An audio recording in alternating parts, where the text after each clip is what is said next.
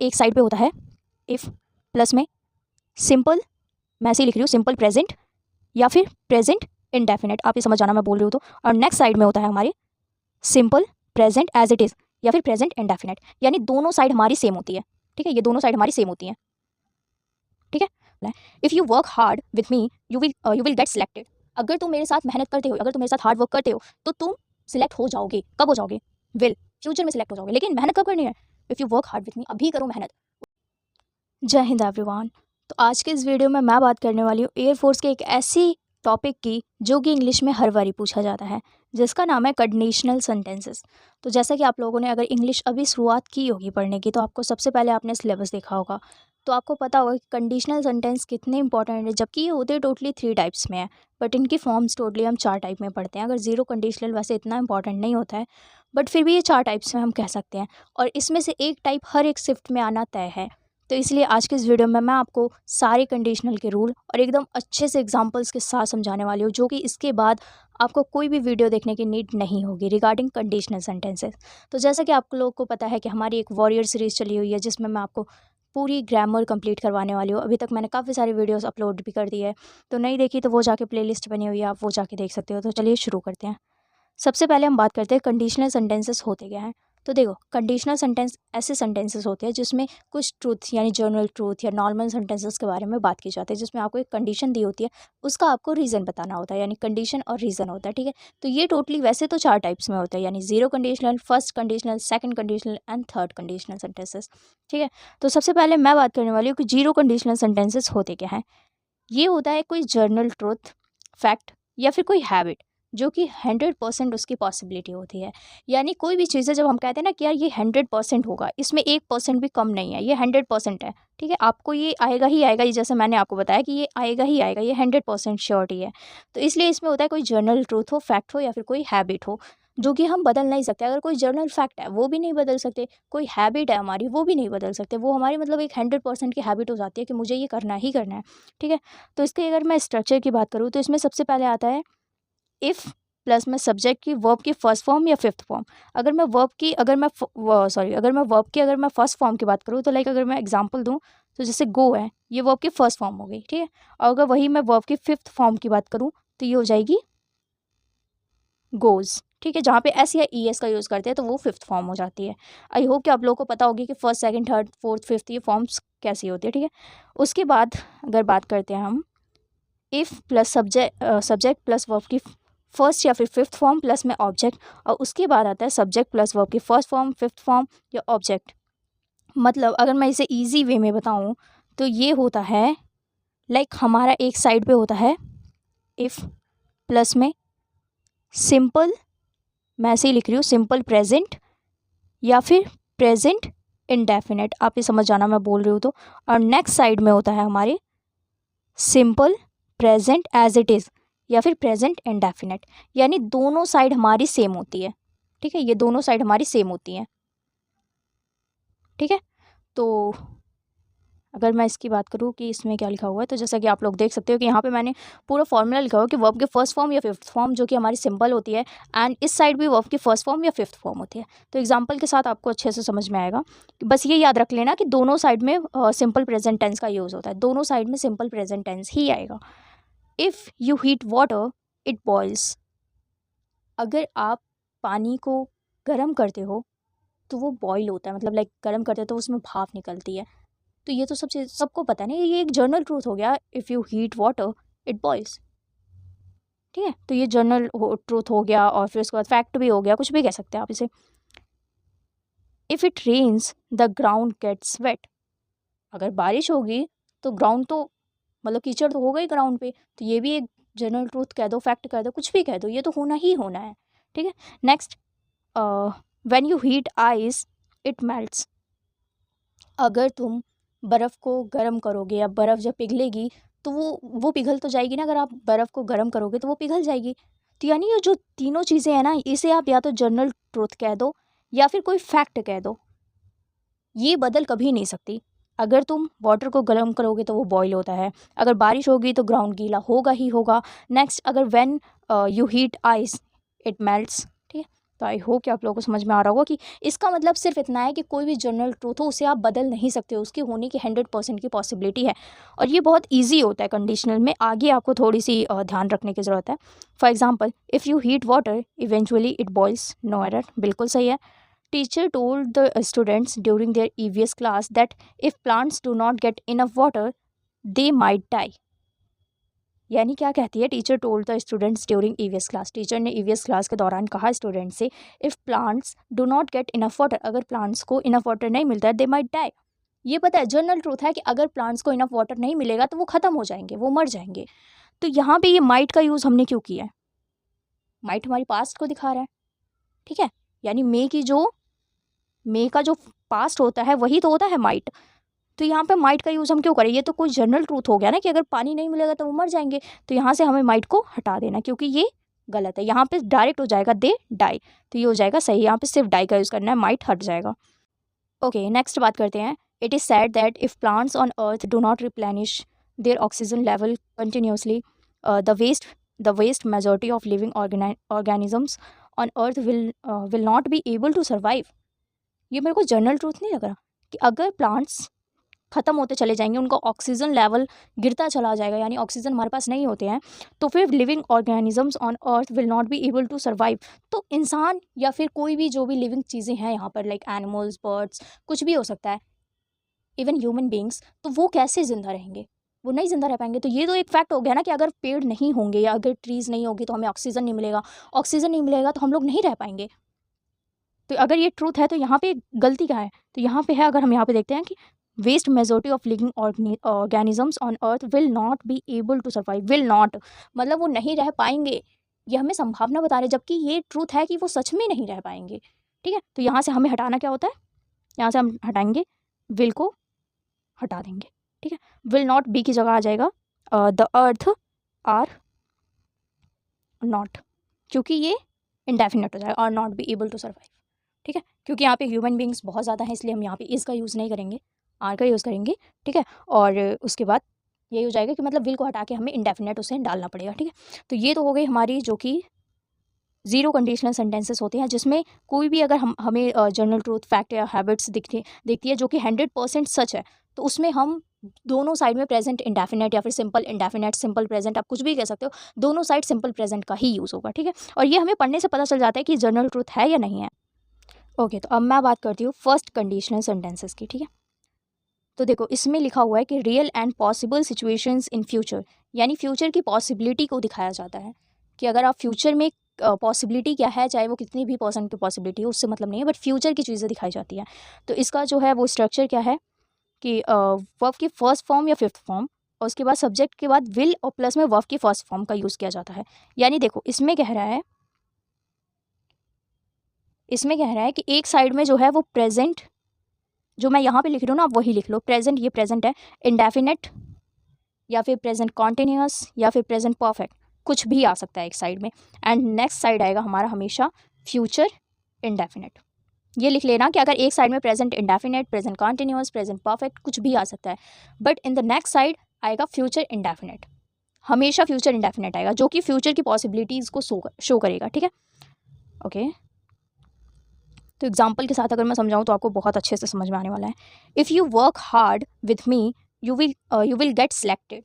अगर तुम मेरे साथ मेहनत करते हो, अगर तुम मेरे साथ हार्ड वर्क करते हो, तो तुम सिलेक्ट हो जाओगे। कब हो जाओगे? विल, फ्यूचर में सिलेक्ट हो जाओगे। लेकिन मेहनत कब करनी है? If you work hard with मी, अभी करो मेहनत, उसके बाद तुम सिलेक्ट हो जाओगे। ये आप लोगों के लिए भी है कि अगर आप इस सीरीज़ को बिल्कुल कंटिन्यूसली अच्छे से देख लेते हो, आप समझ लेते हो, पढ़ते हो अभी, तो आप उस ब्लू यूनिफॉर्म को मतलब पा जाओगे, उस ब्लू यूनिफॉर्म, अपने ड्रीम को, अपने एम को, अपने गोल को अचीव कर लोगे। ठीक है, तो ये तो एक अलग मुद्दा हो गया। चलो हम बात करते हैं अपनी कि if you work hard with me you will get selected.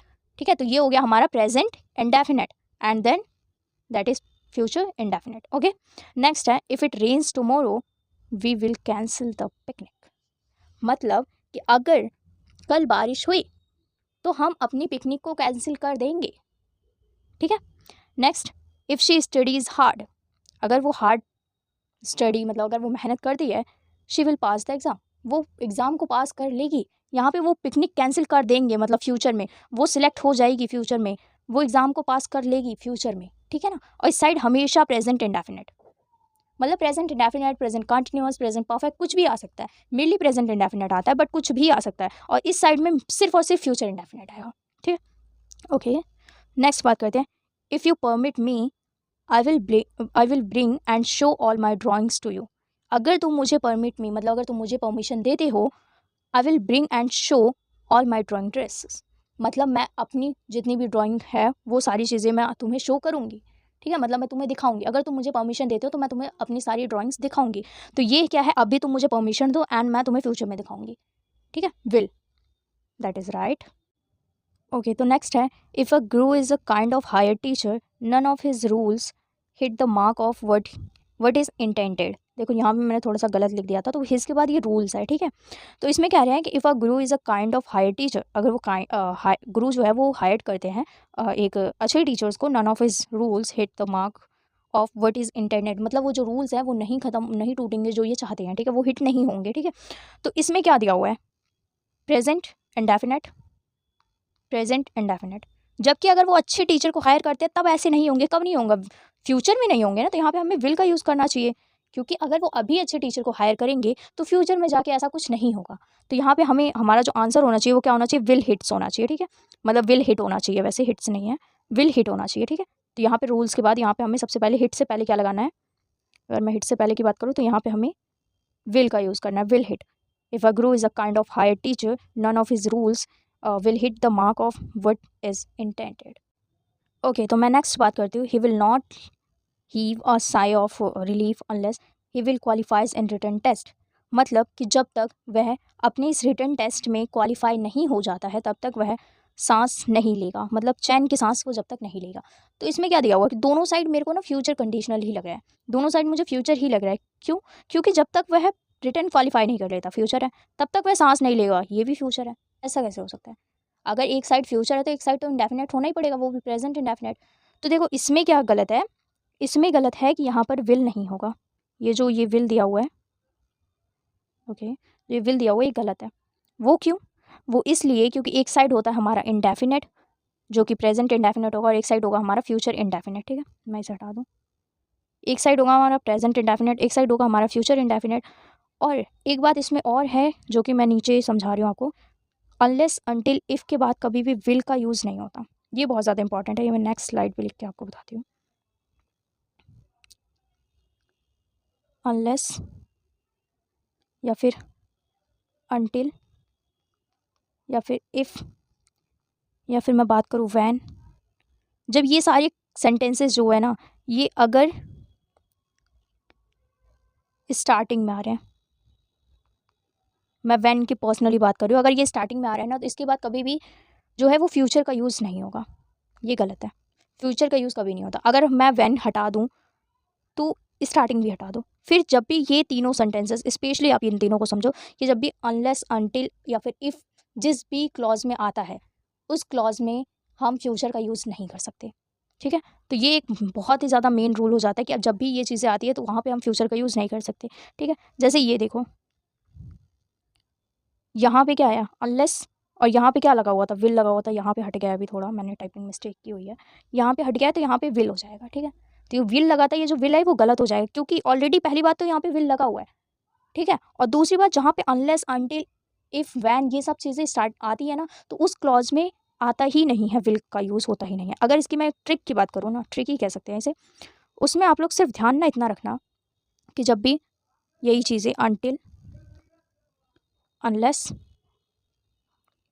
या फिर हम बात करें इफ़ की, तो उस क्लॉज में हमेशा प्रेजेंट इंडेफिनेट का यूज़ होगा, हमेशा आंख बंद करके लगा देना। ठीक है, और उसके सामने वाले में फिर चाहे फ्यूचर इंडेफिनेट हो, फर्स्ट कंडीशनल होती है तो, और आगे जाके मैं जितनी भी कंडीशनल आपको बताऊंगी कि उसमें फिर वही चीज़ें यूज़ होगी, मतलब उसमें विल का यूज़ होगा ही नहीं, बस डायरेक्ट आप ये यूज़ कर लो।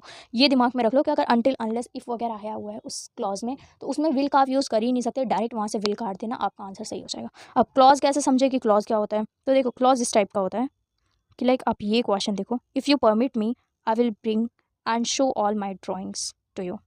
तो यहाँ पे ये जो कॉमा लगा हुआ है ना, आप अच्छे से देखो, ये जो ये कॉमा लगा हुआ है ना, ये एक क्लॉज है, if you permit me, one clause, clause number 1, और ये हो गया क्लॉज नंबर 2। यहाँ पे जो इफ़ लगा हुआ है ना, इसमें कभी भी विल नहीं आ सकता।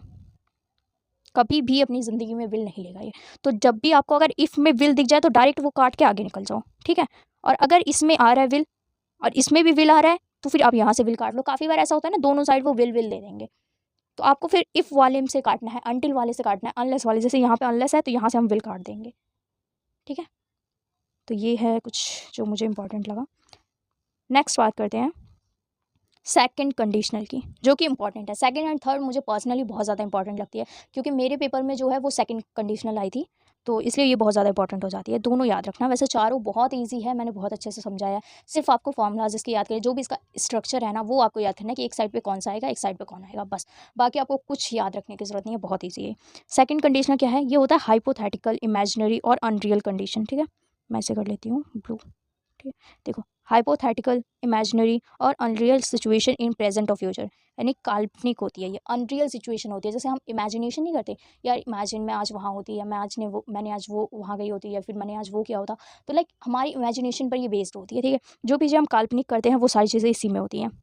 सब्जेक्ट वर्ब की सेकंड फॉर्म, जिसमें हम वेयर का यूज़ करते हैं, स्पेशली ये याद रखना वेयर का यूज़ होगा, प्लस ऑब्जेक्ट, जिसका सिंस, वुड, प्लस में वर्ब की फर्स्ट फॉर्म। यानी अगर मैं इसके स्ट्रक्चर की बात करूँ तो इसका स्ट्रक्चर होने वाला है कि हम एक साइड में इफ़ के साथ में सब्जेक्ट, ठीक है, प्लस में लगा देना ये, उसके बाद हम यूज़ करेंगे वर्ड, उसके बाद में ऑब्जेक्ट, उसकी दूसरी जो स्लाइड होगी उस पर हम यूज़ करते हैं सब्जेक्ट प्लस में वुड प्लस में वर्ब की फर्स्ट फॉर्म, एंड देन उसके बाद हम यूज़ करेंगे ऑब्जेक्ट। एक तो ये हो गया, ठीक है। एक ये है कि इफ़, ये अलग ही रख दो, इफ़ के बाद सब्जेक्ट प्लस में वर्ड। वर्ड इसमें ये होता है कि आप कुछ भी लगा दो, ही, शी, इट, दे, यू, कुछ भी लगा दो, यहाँ पे वर्ड ही आएगा, ठीक है। आपको इसमें वॉज नहीं कर सकते कि मैंने आई लगाया तो आई वॉज होता है, आई वर नहीं होता, नहीं। अनरियल सिचुएशन हाइपोथेटिकल है तो इसमें हम वर्ड ही यूज़ करते हैं, चाहे आप कोई सी भी प्रोनाउन का यूज़ कर लो, किसी के भी नाम का यूज़ कर लो, कुछ भी आप यूज़ कर लो, वर्ड ही आएगा। एंड देन सेकंड जो उसकी स्लाइड होती है उसमें हम यूज़ कर लेते हैं वुड प्लस में वर्ब की फर्स्ट फॉर्म। वुड के साथ या कोई भी मॉडल हो, कोई भी मोडाल्स हो, उसमें सब में वर्ब की फर्स्ट फॉर्म ही यूज़ होती है। ये तो मैंने आपको एक्स्ट्रा जानकारी दे दी है, ठीक है। बट यहाँ पे क्या है, वुड के साथ हमेशा वर्ब की फर्स्ट फॉर्म। अब आपको आपके माइंड में रखना क्या है, सिर्फ इतना कि इफ़ प्लस सब्जेक्ट प्लस में वर्ब की फर्स्ट फॉर्म वर्ब आता है, ठीक है। और उसके बाद जो उसके सेकंड जो उसका होता है स्ट्रक्चर, उसमें आ जाता है वुड प्लस में वर्ब की फर्स्ट फॉर्म।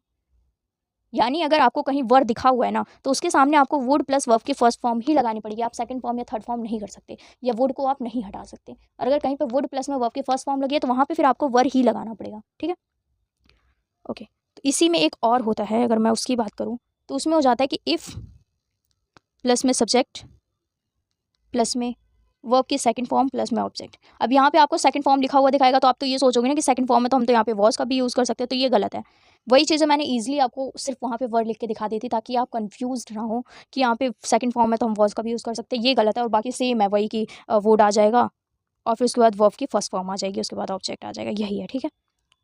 ओके, तो चलिए इसमें एग्जाम्पल के साथ समझोगे बहुत अच्छे से समझ में आने वाला है, ठीक है। नोट में क्या, इमेजिनरी सेंटेंसेस में सभी जगह ही शी देखो लिखा हुआ है मैंने, आई, ही, शी, इट, दे के साथ हमेशा वर ही लगता है। कुछ भी आ जाए भाई, अब वहाँ पे अपना दिमाग मत लगाना, ठीक है। सिर्फ यही आता है, आप सेंटेंसेस का यूज़ मत करना कि भाई आई के साथ तो हम वॉज लगाते हैं, नहीं। हाइपोथेटिकल, अनरियल सिचुएशन हमारी इमेजिनेशन पर बेस्ड होता है, वो चीज़ें वहाँ पे हमेशा वर का ही यूज़ होता है, okay. I want the lottery, I would travel the world. अब बताओ ये सही है कि गलत है? आई वॉन्ट द लॉटरी, अगर मैं लॉटरी जीतता, I would travel the world, मैं वर्ल्ड की ट्रैवल करता, ठीक है। If, okay, if he were a little more careful he would not make so many mistakes. यानी अगर वो थोड़ा केयरफुल होता तो वो मतलब इतनी सारी मिस्टेक्स नहीं करता। ना वो केयरफुल था और ना वो मिस्टेक्स से बचा, यानी उसने वो केयरफुल नहीं भी था और उसने मिस्टेक कर भी दी। और यहाँ पे क्या है, ना इसने लॉटरी जीती और ना ये ट्रैवल पर गया, वर्ल्ड ट्रैवल पर गया, ठीक है। तो ये हाइपोथेटिकल है कि हम अपने मन में ये बसा रहे हैं कि नहीं, लाइक अगर मैं लॉटरी जीत जाऊँ ना तो मैं वहाँ पे जाऊँगा, बट ना मैं जीता और ना मैं गया। तो इसी में यहीं पे हम वर्ड का यूज़ करते हैं, ठीक है। ओके, तो अगर मैं प्रैक्टिस क्वेश्चंस की बात करूँ, they would travel all over the world, they would travel all over the world if they were rich. इसमें क्या है, वे लोग वर्ल्ड ट्रैवल करेंगे अगर वे जीतते हैं तो, ठीक है। तो यहाँ पे भी इमेजिनेशन है, इफ़ दे वर रिच, देखो इफ़ के साथ हमेशा वर आएगा, ये चीज़ मैंने बताई। अगर इफ़ के साथ आपको कहीं वुड प्लस वर्ब की फर्स्ट फॉर्म लिखी दिखा ही नहीं सकती, ठीक है, क्योंकि ये निश्चित हो जाता है कि आप फ्यूचर या फिर इस टाइप का जो भी इसका स्ट्रक्चर है ना, जैसे एक साइड में क्या आएगा कि दोनों साइड मतलब प्रेजेंट इंडेफिनिट ही आएगा, इफ़ के बाद प्रेजेंट इंडेफिनिट, नेक्स्ट में भी प्रेजेंट इंडेफिनिट, कंटिन्यूस, परफेक्ट कुछ भी ला सकते हो। एंड उसके बाद है कि इफ़ के बाद आपको हमेशा पास्ट इंडेफिनिट ही लाना पड़ेगा, चाहे आप वर्ड लेकर आओ, पास्ट इंडेफिनिट आप लेकर आओ, कुछ भी लेकर आओ, आपको यही लाना पड़ेगा, यानी वर्ब की सेकंड फॉर्म ही लानी पड़ेगी। तो जैसे यहाँ पे इफ़ दे वर रिच लिखा हुआ है, they would travelled all over the world, travelled गलत है ना, ट्रेवल्ड क्यों लिखा हुआ है? वुड के साथ हम, एक सेकेंड, हमने क्या सीखा कि वुड के साथ हमेशा हम वर्ब की फर्स्ट फॉर्म यूज़ करेंगे, एंड ट्रेवल्ड क्या है, वर्ब की थर्ड फॉर्म, तो गलत है ये। तो हम यहाँ पे हमारा रियल आंसर क्या हो जाएगा कि हमें यहाँ से करना क्या है, ट्रेवल्ड को हटाना है और यहाँ पे हमें ट्रेवल लिखना है, ठीक है। ओके, तो मैं नेक्स्ट बात करती हूँ। If I would be a chairman, I would offer new and different ideas for the generation of employment and growth of the IT sector.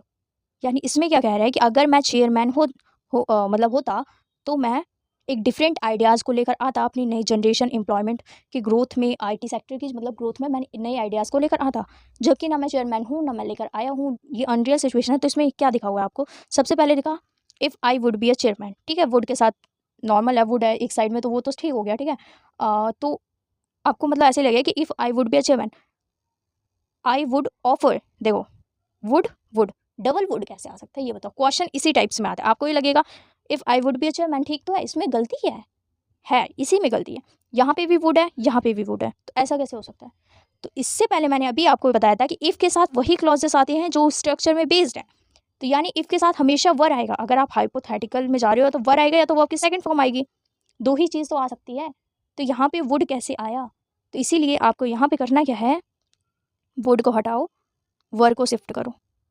If I were be a chairman, अगर मैं chairman होता, I would offer new and different ideas, मैं नए और different ideas को offer मतलब देता for the generation of employment and growth of the IT sector. मतलब अपनी नई जनरेशन को मतलब अपनी नई जनरेशन के लिए एम्प्लॉयमेंट बढ़ाता एंड IT सेक्टर को ग्रोथ करता, मैं बढ़ाता उन्हें। अगर मैं चेयरमैन होता तब ना करता। तो यहाँ पे अगर इफ़ के साथ आपको ये चीज़ें दिख जाएँ, तो इफ़ के साथ आपको वही स्ट्रक्चर्स का यूज़ करना है जो कि कंडीशंस में दिए गए हैं, ठीक है। ओके, तो नेक्स्ट मैं बात करती हूँ, if I knew his name I would tell you. मतलब अगर मुझे इसका नाम पता होता तो मैं तुम्हें बता देता, ना मुझे इसका नाम पता है ना मैं तुम्हें बताऊंगा, राइट है ये, ठीक है। क्योंकि इफ़ के बाद न्यू आ रहा है, मतलब क्या है, ये वर्ब की सेकंड फॉर्म, ठीक है। इफ़ के बाद वर आ रहा है यानी वर्ब की सेकंड फॉर्म, यहाँ पे इफ़ के बाद वुड आया था, यही तो गलत है, यहीं पे यहाँ पे भी वर आना चाहिए ना। ओके, नेक्स्ट बात करते हैं थर्ड कंडीशनल सेंटेंसेस की, जो कि मुझे लगता है second and third conditional sentences ही हैं जो बहुत ज़्यादा इंपॉर्टेंट कर जाते हैं हमारे एग्जाम के पॉइंट ऑफ व्यू से। Okay, unreal situations in past impossible sentences, देखो इसमें है चीज़ें सेम बट थोड़ा सा अलग हो जाता है कि अनरियल सिचुएशंस होती हैं जो कि पास्ट की होती हैं और जो कि इम्पॉसिबल कंडीशंस को दिखाती है। Like if plus subject plus had verb की third form, object subject would have verb की थर्ड फॉर्म एंड ऑब्जेक्ट। उसके बाद सेकंड है हैड सब्जेक्ट वर्ब की third form, object subject would have verb की थर्ड फॉर्म, ऑब्जेक्ट। यहाँ पे बस हैड को इस साइड शिफ्ट कर दिया गया है, बस और कुछ नहीं है। यहाँ पे इससे पहले आप इफ़ का यूज़ कर सकते हो बट यहाँ पे हैड शुरुआत में, इसलिए हम यहाँ पे इफ़ का यूज़ नहीं करेंगे। तो इसमें क्या होता है, इसमें आपके पास के अनरियल सिचुएशंस को दिखाया जाता है। तो इसमें सबसे पहले क्या होता है कि इफ़ होगा, उसके बाद आपको सब्जेक्ट देंगे एंड देन हैड, उसके साथ आपको वर्ब की third form and then object, had उसके साथ वर्ब की थर्ड फॉर्म हमेशा। एंड सेकंड क्लॉज में क्या होगा, वुड हैव एंड उसके साथ वर्ब की थर्ड फॉर्म, ये होगा। एक क्लॉज ये होगा, एक क्लॉज ये होगा, ठीक है। तो उसके बाद हम बात करते हैं, for example if I had non about the meeting I would have attended. अगर मुझे मीटिंग के बारे में पता होता, अगर मुझे मीटिंग के बारे में पता हो चुका होता तो मैं मीटिंग को अटेंड कर लिया होता। लाइक ना मुझे पता चला था मीटिंग के बारे में, ना मैंने अटेंड किया था, जबकि पास्ट में, होता की बात नहीं है, हो चुका होता, ठीक है। मतलब अगर मुझे मीटिंग के बारे में पता हो चुका होता तो मैंने मीटिंग को अटेंड कर लिया होता। यानी दोनों चीज़ें जो है पास्ट में जा रही हैं और वो भी अनरियल में जा रही है, ठीक है। If they had earlier left earlier they would have caught the train. अगर वो जल्दी आ चुके होते तो उन्होंने ट्रेन को पकड़ चुके, मतलब वो ट्रेन को पकड़ चुके होते, ना वो जल्दी आए ना उन्होंने ट्रेन को पकड़ा। Okay, had you not reached in time we will have lost our lives. मतलब कि तुम टाइम पर नहीं पहुंचे और हमने खो दिया, ठीक है। तो इसमें क्या लिखा हुआ है, यहाँ पे तो डायरेक्ट यार समझ में आना चाहिए, यहाँ पे क्या लिखा हुआ, विल हैव का हमें वुड हैव करना चाहिए ना, वुड हैव, बस उसके अलावा क्या करना है। If she had come to me I have helped her. अगर वो मेरे पास आ चुकी होती तो मैंने उसकी हेल्प कर दी होगी। जबकि यहाँ पे आई हैव हेल्प्ड, जबकि यहाँ पे हैड है, कम केम कम होता है, इसको मत देखना कि यहाँ पे वर्ब की थर्ड फॉर्म ही है, ये कम केम कम होता है, ठीक है। तो यहाँ पे क्या करना है हमें, यहाँ पे भी हमें वुड का यूज़ करना है, ओके। जैसे कि ये देख लो वुड हैव, उसके बाद यहाँ पे भी इससे पहले भी वुड हैव हो जाएगा। If he had arrived sooner he could have caught the train. वैसे तो ये सही है, ठीक है, क्योंकि यहाँ पे कुड हैव दिया हुआ है और यहाँ पे हैड के साथ अराइव्ड यानी वर्ब की थर्ड फॉर्म भी दी हुई है। अब यहाँ पे काफ़ी बच्चे पूछेंगे यहाँ पे तो कुड है जबकि हमारा होना तो वुड चाहिए। तो देखो ऐसा है ना, कुड वुड सेम है, चाहे आपको कुड दिखा जाए या चाहे वुड दिख जाए, दोनों सही है। बट मैंने यहाँ पे क्या लिखा हुआ है, would is more standard than could. एक सेकेंड, हाँ देखो क्या लिखा हुआ है, would is more standard than could here for conditional role practice. मतलब वुड को ज़्यादा प्रेफर किया जाता है कुड के कंपैरिजन में। बट अगर आपके एग्जाम में कुड हैव दिख जाए तो आपको सही ही टिक करना है, नो एरर हो जाएगा फिर, ठीक है। आप कुड हैव को वुड हैव नहीं करोगे क्योंकि कुड सही है, बट ज़्यादा हम प्रेफर करते हैं वुड को। वो मैंने इसलिए बताया क्योंकि अगर आप जैसे कहीं पर क्वेश्चन आप कर रहे हो, वहाँ पे सिर्फ हैव लिखा हुआ है, तो आप वहाँ पे कुड हैव का अगर ऑप्शन है और वुड हैव का भी ऑप्शन है, लाइक दैट, कि अगर जैसे मान लो क्वेश्चन है और यहाँ पे कुड हटा हुआ है, अभी यही समझ लो, यही क्वेश्चन है, और सेम आपके पास ऑप्शन में फर्स्ट है वुड हैव, वुड है मान लो, सेकंड में है मैं दो ही ऑप्शन ले रही हूँ जो कि आपको समझाने में अच्छा होगा, कुड है। तो आप यहाँ पे क्या प्रेफर करोगे, जबकि मैंने आपको बताया कि दोनों चीज़ें सही है। तो यहाँ पे आपको प्रेफर करना है वुड को, क्योंकि वुड ज़्यादा कंडीशनल सेंटेंसेस में सही माना जाता है, जबकि कुड गलत नहीं है। अगर यहाँ पे जैसे यहाँ पे मैं इधर की बात करूँ कि यहाँ पे हमें कुड हैव दिया हुआ है तो हम इस क्वेश्चन को सही मानेंगे, जबकि अगर हमें यही चीज़ें ऑप्शन में दी जाती है तो हम वुड की तरफ जाएंगे, ठीक है। ओके, तो next question is, if that guy had given me the correct directions then I would have met my uncle। अगर उसने मेरे को करेक्ट डायरेक्शंस दी, अगर उसने मेरे को सही डायरेक्शन दी होती तो मैं अभी तक अंकल से मिल चुका होता। ना उसने मुझे सही डायरेक्शन दी थी ना मैं मिला, बस यही है कंडीशनल सेंटेंसेस, ठीक है। तो टोटली हमने बात की 4 टाइप्स की कंडीशनल सेंटेंसेस के बारे में, जो कि बहुत ज़्यादा इजी है। अगर आप इनकी प्रैक्टिस करते हो तो आपको क्वेश्चंस प्रैक्टिस करने पड़ेंगे, सिर्फ आपको रूल स्ट्रक्चर्स नहीं समझ में आएंगे, एक बारी को समझ में आ जाएंगे फिर आप भूल जाओगे। तो इसलिए सबसे ज़्यादा इंपॉर्टेंट जो है वो है आपकी प्रैक्टिस। तो जितनी प्रैक्टिस कर सकते हो, काफ़ी सारे वीडियोज़ हैं जो कि यूट्यूब पर अवेलेबल है, आप वहाँ से जाके कंडीशनल सेंटेंसेस सर्च कर सकते हो। मॉक्स में कंडीशनल सेंटेंसेस मिलते हैं। तो मैं यहाँ पे मॉक के बारे में भी यही बताना चाहूँगी कि अगर आपकी 60 to 70% आपका सिलेबस कवरअप है किसी भी सब्जेक्ट का या किसी भी टॉपिक का, जैसे आज मैंने आपको कंडीशनल सेंटेंसेस पढ़ाए, अगर आपने पूरी वीडियो देखी है तो आपको कंडीशनल सेंटेंसेस समझ में आए होंगे, ठीक है। आपको इसमें सिर्फ स्ट्रक्चर ध्यान रखना है कि अगर यहाँ पे वर्ब की first form and fifth form है ना, तो आपको सिर्फ वर्ब की फर्स्ट फॉर्म या फिफ्थ फॉर्म ही देखनी है। सब में आपको सिर्फ स्ट्रक्चर ध्यान रखना है। क्वेश्चंस लगाओगे अपनी मर्जी से समझ में आ जाएंगे, सब कुछ बढ़िया होने वाला है, ठीक है। तो मिलते हैं नेक्स्ट वीडियो में, तब तक के लिए जय हिंद जय भारत।